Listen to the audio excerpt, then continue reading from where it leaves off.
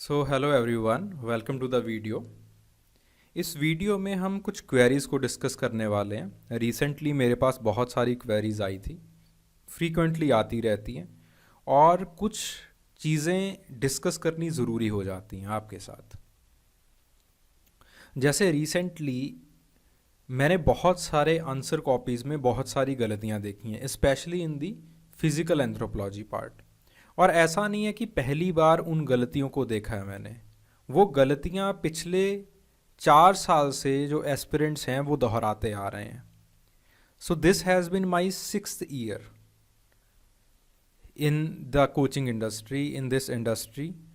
I have been evaluating the answer copies of anthropology, and I have been teaching aspirants, I have been guiding aspirants, and this is my 6th year.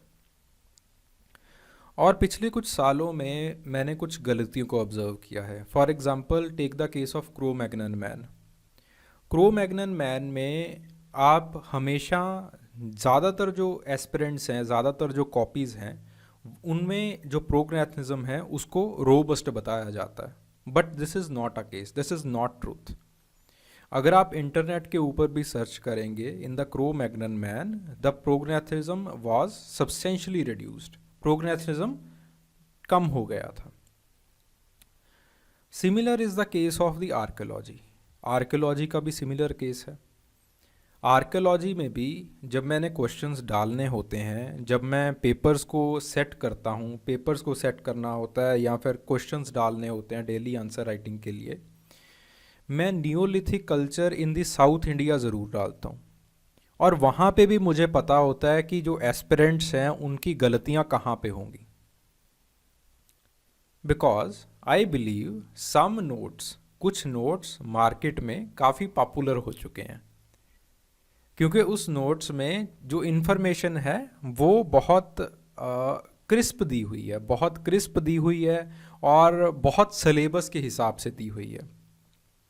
So generally aspirants क्या करते हैं कि अपना time बचाने के लिए, अपना effort बचाने के लिए उन नोट्स को पढ़ना शुरू कर देते हैं, उन नोट्स को एज इट इज़ याद कर लेते हैं, क्रैम कर लेते हैं। They generally do not go to Google or do not go to internet and try to cross examine the data. वो क्रॉस एग्जामिनेशन नहीं करते हैं, जिसकी वजह से कि जो आपके पास बहुत सारे फेमस नोट्स हैं उनकी गलतियां ज्यों के त्यों पिछले 3-4 साल से एस्पिरेंट्स जो हैं वो दोहराते आ रहे हैं।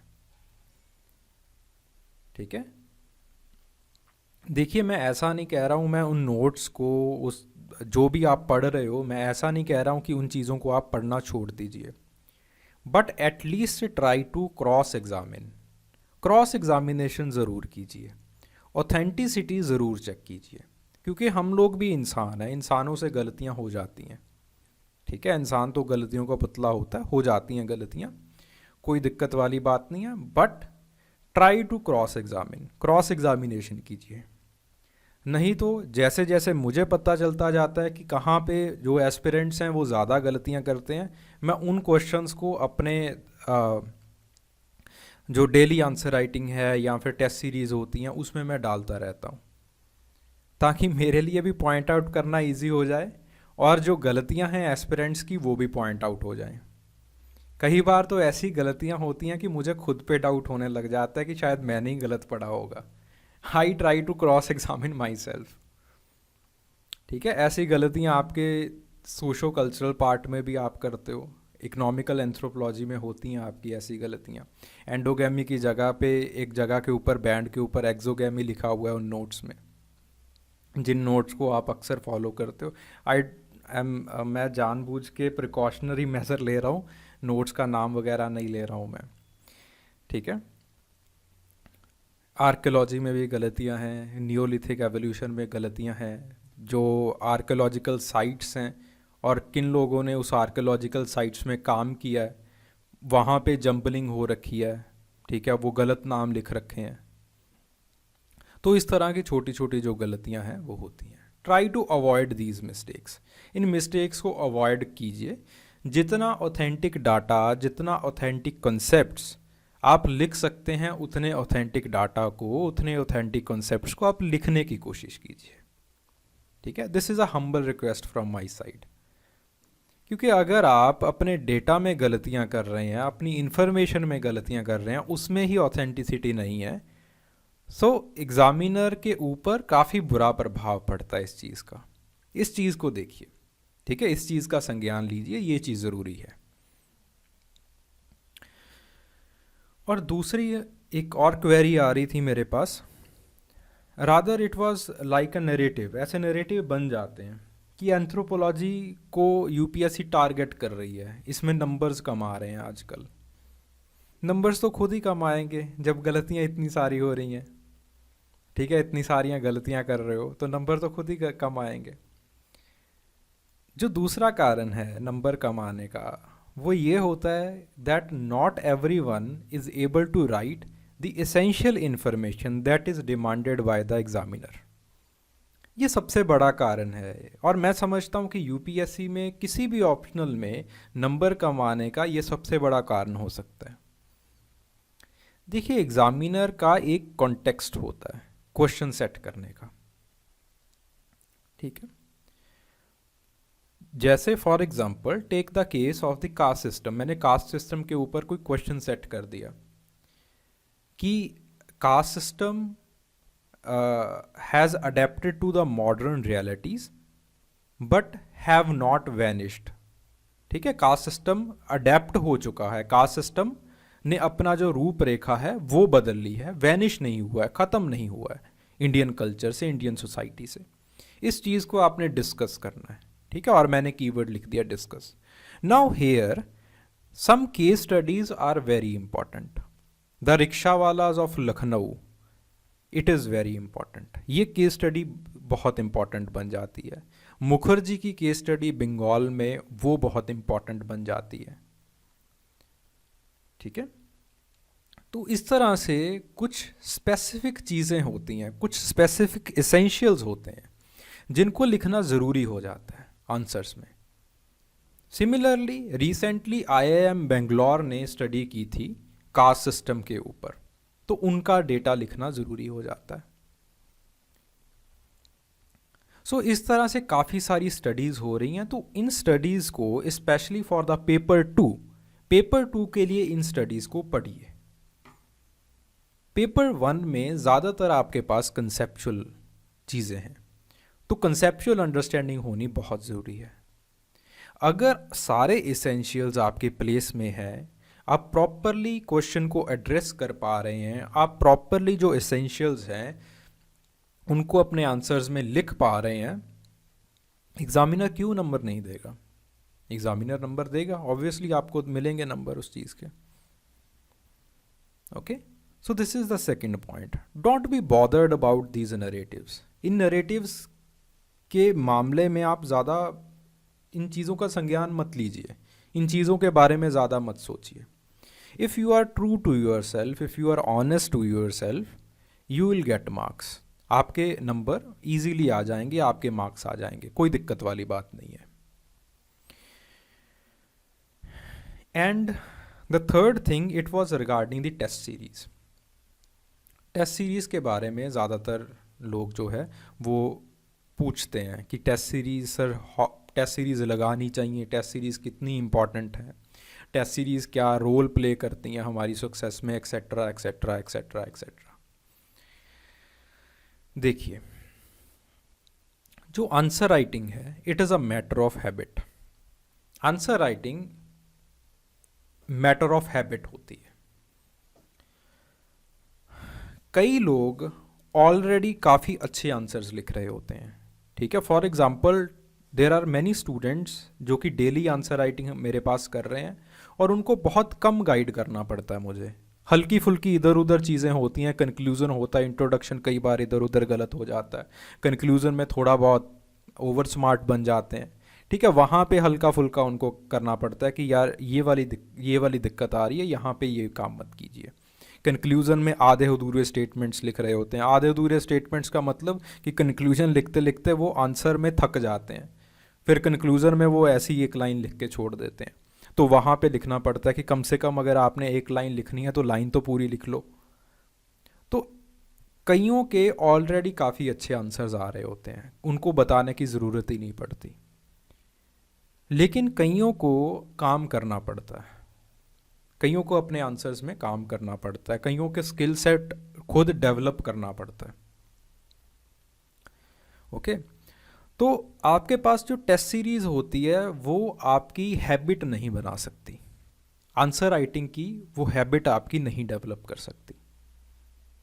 टेस्ट सीरीज सिर्फ आपको इतना बता सकती है कि जो आपके आंसर्स हैं वो आप टाइम पीरियड में कंप्लीट कर पा रहे हो या फिर नहीं कर पा रहे हो, बस। टेस्ट सीरीज का जो मेजर मोटिव है वो बस इतना सा होता है। एक पीरियोडिक टेस्ट सीरीज आप लगा लेते हो तो आपका जो सिलेबस है वो पीरियोडिकली होता रहता है, साथ के साथ होता रहता है। एक बस ये आपका प्लस पॉइंट बन जाता है टेस्ट सीरीज के साथ। इससे ज़्यादा मुझे नहीं लगता कि टेस्ट सीरीज का कोई लॉजिक बनता है। Rather try to write daily, रोज़ लिखने की कोशिश कीजिए, रोज़ चीज़ों को एवेल्यूएट करवाइए, या फिर एवेल्यूएट किसी से भी करवा सकते हो। अगर मुझसे एवेल्यूएट करवाना चाहते हो मुझसे एवेल्यूएट करवा सकते हो। अगर आपका कोई सीनियर है, आपको वो जानता है, आपको वो लगता है कि he is good in answer writing, anthropology में उसका अच्छा पकड़ है, तो आप उससे भी एवेल्यूएट करवा सकते हो, ऐसी कोई बात नहीं है। बट रेगुलरली करना, एक हैबिट डेवलप करना लिखने की, वो बहुत ज़रूरी होता है। क्योंकि अगर आप हैबिट नहीं डेवलप करोगे, आप जो आंसर राइटिंग में कैसे चीज़ों को लिखना है, कौन सी चीज़ें एसेंशियल हैं, कौन सी चीज़ों को कितना स्पेस देना है, how to introduce, how to conclude, अगर ये चीज़ें ही नहीं आप अपनी हैबिट में इनकलकेट कर पाओगे, तो under the enormous pressure of the examination conditions आप कैसे बढ़िया परफॉर्म करोगे। टेस्ट सीरीज तो आज आप लिखोगे, आपकी हफ्ते बाद नहीं तो 15 दिन लग जाते हैं, समटाइम्स 15 दिन से भी ज़्यादा लग जाते हैं टेस्ट सीरीज को आते आते। तो हफ्ते में 15 दिन में तो लोग अपना कंटेंट भूल जाते हैं कि मैंने क्या कुछ लिखा था। 10 दिन बहुत होते हैं सेल्फ इम्प्रूवमेंट के लिए, 10 दिनों में बहुत सेल्फ इम्प्रूवमेंट हो जाता है, provided you are honest with yourself. अगर आप अपने साथ ऑनेस्ट हो तो 10 दिनों में भी आप बहुत बढ़िया इम्प्रूवमेंट कर जाओगे। तो उतने देर में आपको भूल जाता है कि आपने लिखा क्या था, फिर उसके बाद उस टेस्ट सीरीज़ के रिव्यूज़ आ रहे हैं, वापस से पढ़ रहे हो, पूरे रिव्यूज़ को अगली टेस्ट सीरीज़ में फॉलो भी नहीं कर पा रहे हो। तो इस तरह से सेल्फ इम्प्रूवमेंट तो होगा नहीं, ठीक है। So my advice is, again this is my humble advice, मेरी हम्बल एडवाइस है कि ट्राई टू राइट डेली, रोज़ लिखने की कोशिश कीजिए। मेरे ख्याल से रोज़ लिखने से आप बेटर इम्प्रूव कर पाओगे रादर देन टेस्ट सीरीज़।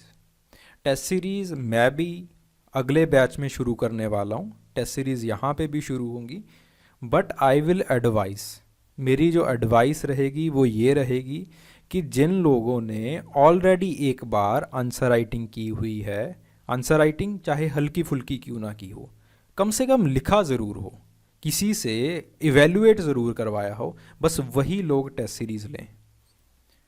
नहीं तो अगर बिगनर्स टेस्ट सीरीज़ ले रहे हैं, अजीब अजीब से आंसर लिख रहे हैं, उसके बाद वो प्रॉपरली आंसर को, जो मैं रिव्यूज़ कर रहा हूँ उसको प्रॉपरली फॉलो भी नहीं कर पा रहे हैं, तो क्या फ़ायदा अपने पैसे बर्बाद करने का। वो पैसे लो और कहीं पे घूमने चले जाओ, माइंड तो फ्रेश होगा कम से कम। तो इन चीज़ों को सोचिए ज़रा, ठीक है। Don't follow what has been narrated in the market. जो मार्केट में नरेशंस आती हैं उनको ब्लाइंडली फॉलो मत कीजिए। Okay, then the next question, it was about the book list, कि कौन कौन सी बुक लिस्ट हमें फॉलो करनी चाहिए, कौन कौन सी बुक्स बढ़िया हैं टॉपिक्स के लिए, topic wise book list provide कीजिए। For topic wise book list, I'll refer you to the Anudip's blog, ठीक है, अनुदीप सर के ब्लॉग के ऊपर चले जाइए, उन्होंने बहुत कंप्रीहेंसिवली पूरी बुक लिस्ट बना रखी है। सारी बेसिक बुक्स की बुक लिस्ट वहाँ पे आपको मिल जाएगी कि आपको कैसे कैसे करना चाहिए, ठीक है, कैसे कैसे आपको जो चीज़ें हैं वो पढ़नी चाहिए। जो मेरा ज़्यादा फोकस रहेगा वो ये रहेगा कि कोई सी भी आप किताब पढ़ो, कोई भी आप नोट्स पढ़ो, try to get understanding of this first. आप उस चीज़ की अंडरस्टैंडिंग, उस चीज़ की कंसेप्चुअल क्लैरिटी बनाने की कोशिश ज़रूर कीजिए। कोई भी नोट्स पढ़ रहे हो आप, कोई भी किताब पढ़ रहे हो आप, अंडरस्टैंडिंग बनानी बहुत इंपॉर्टेंट है। अपनी अंडरस्टैंडिंग के ऊपर काम कीजिए। अगर आप कंसेप्चुअल क्लैरिटी के ऊपर, अंडरस्टैंडिंग के ऊपर काम कर रहे हो, then only you will be able to value add from my reviews, from the other books also. अगर आप प्रॉपरली अपनी अंडरस्टैंडिंग बना रहे हो, अपनी कंसेप्चुअल क्लैरिटी बना रहे हो, तभी आप आगे चल के वैल्यू एडिशन कर पाओगे मेरे रिव्यूज से और बाकी किताबों से, ठीक है। क्योंकि एंथ्रोपोलॉजी ये ऑप्शनल है। ऑप्शनल में एक किताब पढ़े से आपका काम नहीं चलने वाला, आपको वैल्यू ऐड करना पड़ेगा। चाहे वो आप अखबार से कर रहे हो, चाहे वो किसी और नोट से कर रहे हो, कहीं से भी कर रहे हो, जो भी आपको नई चीज़ें मिलेंगी, जो भी आपको इवॉल्विंग चीज़ें मिलेंगी, एडवांस्ड चीज़ें मिलेंगी, उनको आपको वैल्यू ऐड करना पड़ेगा। For example take the case कि पहले आपने लोकोमोशन पढ़ा, ठीक है, कि लोकोमोशन के टाइप्स क्या क्या हैं। मैंने क्वेश्चन एक कदम आगे बढ़ के पूछ लिया। मेरा क्वेश्चन था कि अच्छा जी, टाइप्स तो आपको पता है, लेकिन लोकोमोशन का एवोल्यूशन कैसे हुआ है, ठीक है। फिर आपने देखा कि अच्छा, लोकोमोशन का जो एवोल्यूशन है वो इस तरह से हुआ है। Firstly you have the clinging type, then you have the quadrupedal, then you have the bipedal, etcetera etcetera. तो इस तरह से आपका जो एवोल्यूशन है वो हुआ है। Now there are theories also, there are debates also around this locomotions evolution, तो आपको वो डिबेट्स भी लिखनी पड़ेंगी। देखिए यहाँ पे आपने 3 बार वैल्यू एडिशन किया है। इसको वैल्यू ऐड आप तभी कर पाओगे अगर आपको चीज़ों के बारे में पता है, अंडरस्टैंडिंग है, that what are the clinging types, what are the quadrupedals, okay, and what are the bipedals. अगर आपको चीज़ों के बारे में नहीं पता है, चीज़ों के बारे में ही आपको कन्फ्यूजन चल रहा है, तो वैल्यू एडिशन कहाँ से हो पाएगा, ठीक है। तो ये ऑप्शनल सब्जेक्ट है, चीज़ों को टाइम देना पड़ता है। And therefore don't get too hard on yourself. अपने आप के ऊपर इतना भी आप हार्ड मत रहिए, अपने आप के ऊपर भी थोड़ी बहुत आप दया दिखाइए। कई लोग पहली बार लिख रहे हैं तो उनको लगता है कि पहली बार ही पता नहीं हम क्या कुछ एक्स्ट्रा लिखें, कुछ एक्स्ट्रा करें ताकि हमें अच्छे मार्क्स आ जाएं।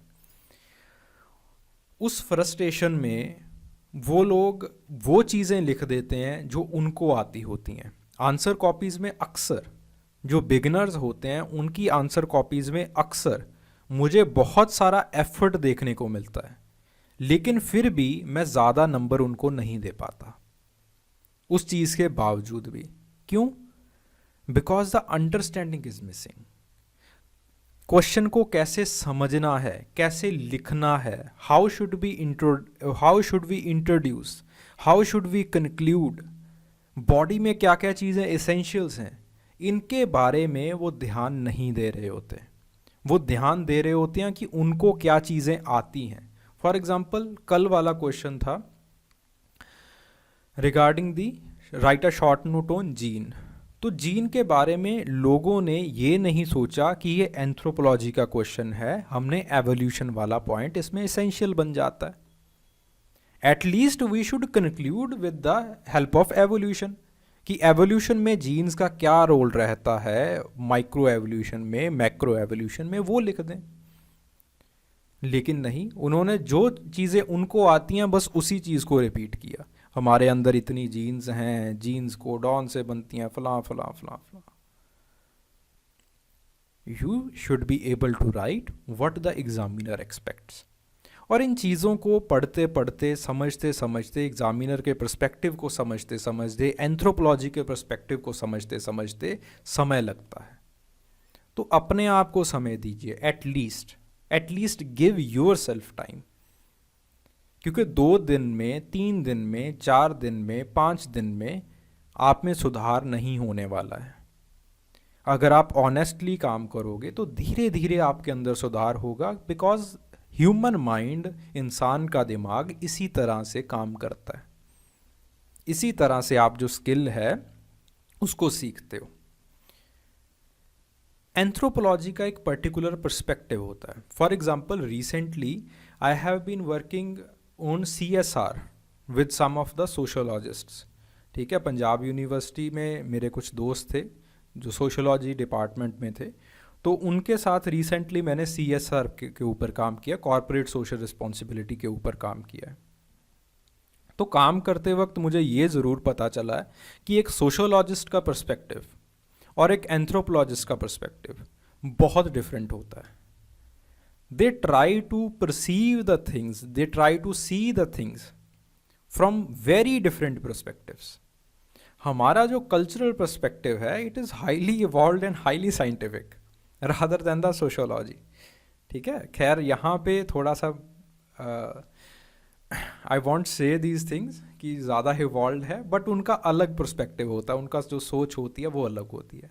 सो वी कैन सेफली अज्यूम कि जो आपके पास आपका एग्ज़ामिनर है वो भी आपसे कुछ खास चीज़ें डिमांड कर रहा होता है कि आप ये वाली चीज़ें लिखें, आप इस तरह से कंक्लूड करें, और स्पेसिफिकली वही जो चीज़ें हैं वो अप्रिशिएट की जाती हैं। क्योंकि आपके पास यहाँ पे कोई IAS ऑफिसर या फिर कोई जर्नलिस्ट आपकी आंसर शीट्स को एवेल्युएट नहीं करेगा। Again and again I have reiterated this points. ज़्यादातर जो आपकी आंसर कॉपीज़ को एवेल्युएट करते हैं वो लोग होते हैं जिन्होंने अपनी पूरी ज़िंदगी आपके डिसिप्लिन को दे रखी होती है, जिस डिसिप्लिन को आप आंसर लिख रहे होते हो।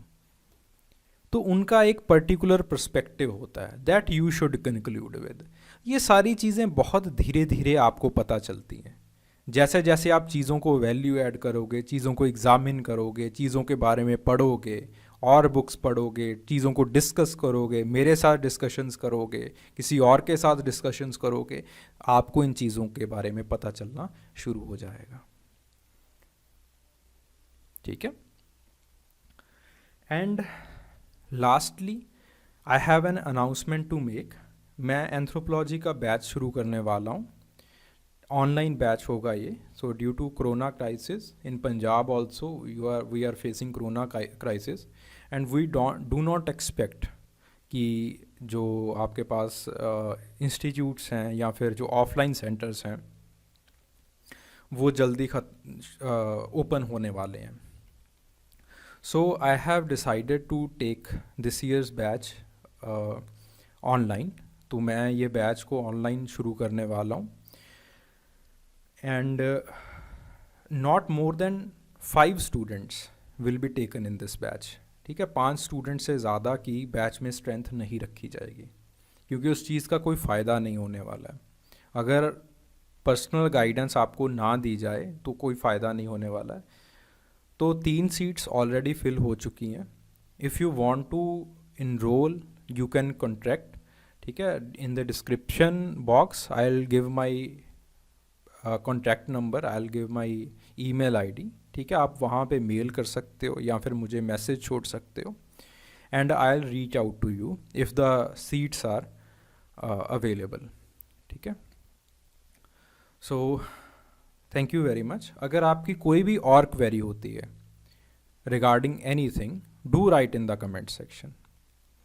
एंड आई हैव डिसाइडेड कि ज़्यादा से ज़्यादा वीडियोस जो हैं वो एंथ्रोपोलॉजी के लिए वो यूट्यूब के ऊपर फ्रीली अवेल की जाएँ। एटलीस्ट जो आपका सोशो कल्चरल एंथ्रोपोलॉजी का थ्योरीज़ का पार्ट है, जहाँ पे आपको कंसेप्चुअल क्लैरिटी, अंडरस्टैंडिंग बनाने की ज़्यादा ज़रूरत पड़ती है, उसकी एक्सप्लेनेशन वीडियोस जो हैं वो मैं यूट्यूब के ऊपर फ्रीली अवेल करवाऊँ, ताकि जो बच्चे नहीं भी पढ़ सकते, नहीं भी ऑफलाइन या फिर ऑनलाइन कोचिंग संस्थानों में जा सकते, वो अपनी अंडरस्टैंडिंग बना सकें और वो जो बाकी चीज़ें हैं वो खुद ब खुद कर सकें।